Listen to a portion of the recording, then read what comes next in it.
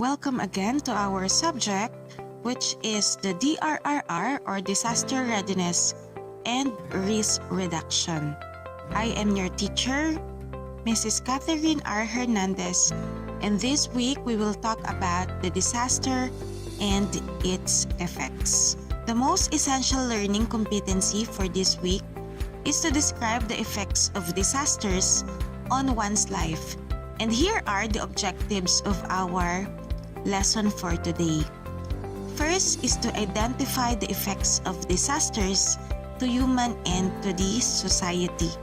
Second, determine ways to lessen the impact of disaster. Third is to cite personal values that can help one overcome the effects of disasters. And last is to help the community in reducing the effects of natural and human-made disasters. So a natural disaster can bring about many devastating effects. Among these are deaths, destruction of infrastructures, loss of livelihood and services, and other physical and non-physical effects. Since we are partly responsible for the disasters happening around us, we must change some of our ways in order to prevent or minimize the effects of disaster in our lives. So, let us talk about the difference of hazard and disaster. As stated, a hazard is a dangerous situation or event that carries a threat to humans, while a disaster is an event that harms humans and disrupts the operation of society.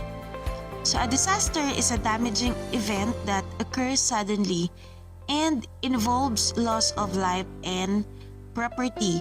It can be of two types. We have natural and man-made. So natural disasters can destroy a whole community in an instant.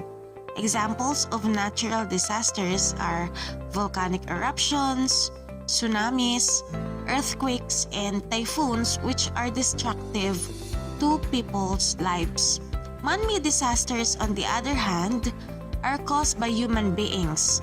Some of the man-made disasters are bomb explosions, terrorisms, wars, leakage of poisonous chemicals, pollutions, industrial accidents, and epidemics.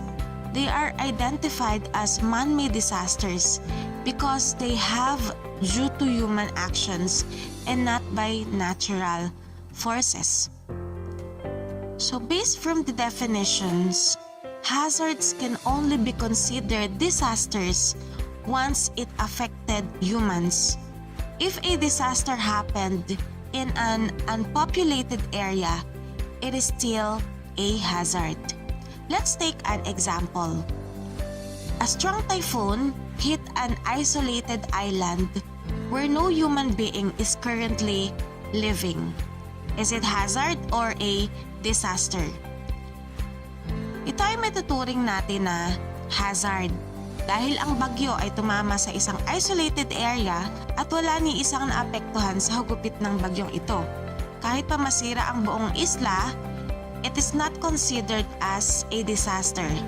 It is just a hazard. So after identifying the difference between hazard and disaster, let us talk about the human effect of natural and man-made disasters. And we have 4 different effects of natural and man-made disasters. And these are, so first we have displaced populations. Next, we have health risk. Third is food scarcity. And last one is the emotional aftershocks. So let's start with displaced populations. So first is displaced populations. One of the most immediate effects of natural disaster is population displacement. Isang example nito ay ang pagsabog ng Mount Pinatubo noong 1991. During the time ng pagsabog ng bulkan, thousands of families in Zambales and Pampanga were displaced. Dahil sa matinding lahar na ibinuga ng Mount Pinatubo, ay napilitan ang mga residente na humanap at lumipat sa mas ligtas na lugar. Another is when countries are ravaged by earthquakes or other powerful forces of nature like floods and super typhoons, many people have to abandon their homes and seek shelter in other regions. So, a large influx of refugees can disrupt accessibility of healthcare and education, as well as food supplies and clean water. Second is health risk. So aside from the obvious immediate danger that natural disaster presents, the secondary effects can be just as damaging. So whenever there is a disaster, there is also a risk in health, and it is also the effect of disaster itself or the hazard itself. Halimbawa ay kung nagkaroon ng bagyo at naapektuhan nito ang daloy ng tubig. So ang maduming tubig ay humalo na sa malinis at iniinom na tubig. So there is a chance na sumakit ang ating tiyan, and ito ay mag-cause ng diarrhea o kaya naman ay nagkaroon ng lindol at marami ang nasugatan at hindi kaagad na agapan ito ng first aid o hindi nabigyan ng gamot. Ito ay maaaring lumala at magkaroon ng infection. Another is severe flooding. So severe flooding can result in stagnant water that allows breeding of waterborne bacteria and malaria-carrying mosquitoes. So dengue fever is another serious health problem caused by mosquitoes, most especially the Aedes aegypti. So these are some health risks kapag mayroong disasters. So without emergency relief from international and organizations and others, death tolls can rise even after the immediate danger has passed. So our second effect is health risk. The third effect of disaster is food scarcity o kakulangan sa pagkain. So after natural disasters, food often becomes scarce. So thousands of people around the world go hungry as a result of destroyed crops and loss of agricultural supplies. So whether it happens suddenly in a storm or gradually in a drought. As a result, food prices rise, reducing families' purchasing power and increasing the risk of severe malnutrition. The impacts of hunger following an earthquake, typhoon, or hurricane can be tremendous.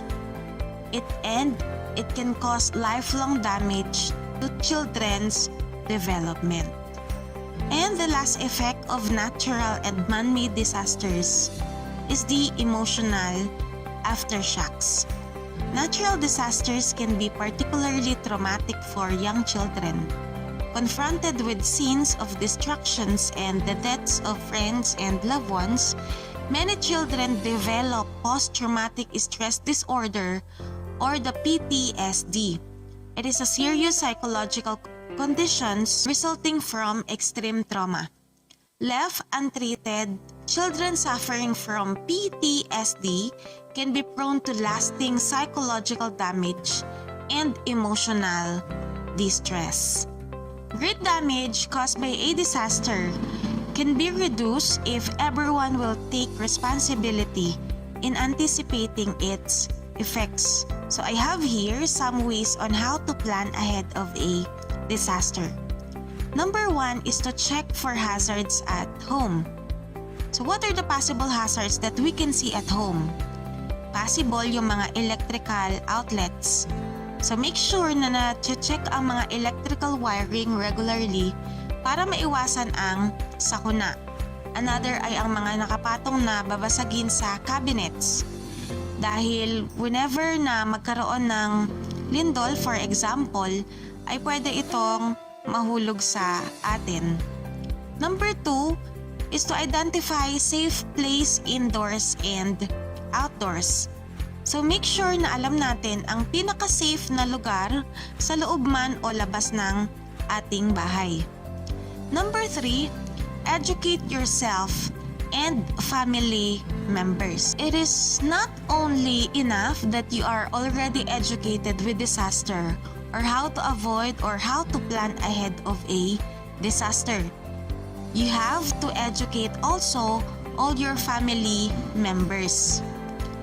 And it is one of the goals of this subject na we will be educated with disaster readiness and risk reduction to educate your family members so that we can ensure na whenever there is a disaster, alam lahat ng family members ang kailangang gawin upang maligtas at walang mapahamak.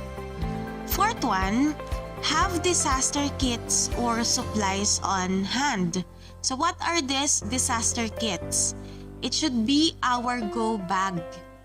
So our go bag includes our first aid kit, medicine supplies, ready-to-eat foods, clothes, flashlights, and some important documents. Number 5, develop an emergency communication plan. So in emergency communication plan, it also includes the family evacuation plan. So you have to establish a plan if there is a disaster. So alam lahat ng family members kung saan kayo pupunta, saan magkikita-kita, o paano ang communication nyo sa bawat isa. So dito ay important na alam natin ang contact number ng bawat member ng family. Number 6 is to help your community get ready. It is not enough na educated ka at educated ang family mo. But make sure that the entire community is also ready. So with that, we can able to avoid any casualties. And last is to practice the disaster preparedness cycle. And to summarize our discussion about the disaster and its effect, so today I have discussed the difference between hazard and disaster. So when we say hazard, it is a dangerous event that carries threat to humans, while disaster is an event that harms humans. And we also discussed the 4 effects of natural and man-made disasters, and these are displaced populations, health risk, food scarcity, and last is the emotional aftershocks. And we also have discussed the different ways on how to plan ahead of a disasters. These are the following. So number 1 is to check for hazards at home. Number 2, identify safe place indoors and outdoors. Number 3, educate yourself and family members. Number 4, have disaster kits and supplies on hand. Number 5, develop an emergency communication plan. 6, help your community get ready. And number 7 is to practice the disaster preparedness plan. And that ends our discussion for disaster and its effects. Thank you for listening.